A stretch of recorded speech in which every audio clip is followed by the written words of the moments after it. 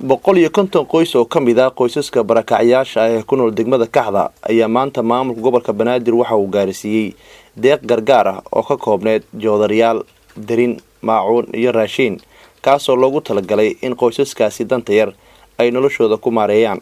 Gudoomiyaha gobolka Benaadir ahna duqa magaalada Muqdisho Mudane Cabdiraxmaan Cumar Cusmaan injineerisu ayaa booqday qoysaskaasi maanta deeqda gargaarka la gaarsiiyay isagoo ka wareystay xaaladda nololeed iyo baahiyadooda. waxa uuna gudoomiyaha u balan qaaday qoysaskaasi in maamulka gobolka uu garab taagan yahay isla markaana gargaar inta ka badan uu soo gaarsiin doono. إن هو مقادن الحمد والشكر إلها نسي مقان برق الحمد والشكر نعم كجرنا برق إن شاء الله كبدها الحمد والشكر إلهي وهكذا نغسوكب آمين نعم كجرنا الحمد والشكر بها وكبحني برق. gudoomiyaha degmada Kaxda ee gobolka Benaadir Maxamed Cabdullaahi Ismaaciil iyo gudoomiye ku-xigeenka arrimaha bulshada gobolka Benaadir Basma Amri Shakeeti waxay warbaahinta ugu warbixiyeen deeqdan iyo waxa ay ka kooban tahay. maanta deeqdani waxay ka kooban tahay waa 10 kiilo oo bura, 10 kiilo bariis, 10 kiilo sonkor, caag saddexlaha maacuun, 2 joodari, 2 salli iyo burjikadii ay wax ku karsanayeen. runtii wali ma aysan helin deeq sida u dheelitiran oo ay helaan qoysas. maamulka gobolka Benaadir har iyo habeen wuxuu u taagan yahay dadka dhibaataysan ee barakacayaasha ku nool caasimadda inuu horumar gaarsiiyo inuu wax u qabto ma ahan tantii ugu horeysay waxaana diyaar u nahay markastaba dadka dhibaataysan ee ku nool caasimadda inaan wax u qabano.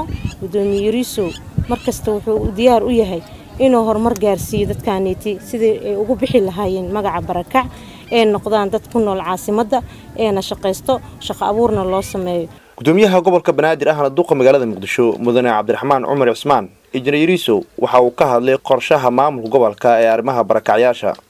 waxa dhamaaday waqtigii aan gacmaha u horsan lahayn dad ajaanib ah waxa la joogaa waqtigii la isku tashan lahaa. gobolka Benaadirna wuxuu door hogaamineed inuu ka qaato diyaar u yahay dadkan barakacayaasha waa Soomaali cidda laga rabo inay u naxdaan waa Soomaali. inaga maamul gobol hadaan nahayna waxaan awoodno u sameeynaa hay'adaha caalamka runtii gargaarka bixina waxaan rabnaa gargaarkooda inuu noqoto mid Soomaalida lagu xoojinayo iyo dawladnimada iyo nidaamka. marka sidaas daraadeed waxaan leenahay dhammaan barakacayaasha leedimo mooga maamulka gobolka iyo Soomaalida iyo dawladda federaalka waa idin maqan yihiin. idinkana waxaan ka codsanaynaa dad guryahooda jooga oo qayb ka qaata nabadgelyada iyo amniga iyo nabadeynta iyo horumarka ayaa la idinka rabaa. bulshada mar hadaad soo dhax gashaan waxa waa Soomaalida aad bay u jecel yihiin dadka martida aad baa la idin soo dhaweynayaa.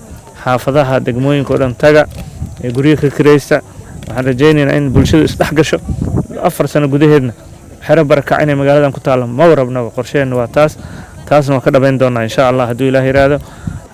maamulka gobolka Benaadir ayaa muddooyinkii ugu dambeeyay waxa uu xoog saarayay isla markaana qorshayaashiisa ugu horeeyay ka dhigay sidii loo caawin lahaa ama gurmad degdeg ah loo gaarsiin lahaa dadka barakacayaasha ee ku dhibaataysan xerooyinka ku yaala magaalada Muqdisho.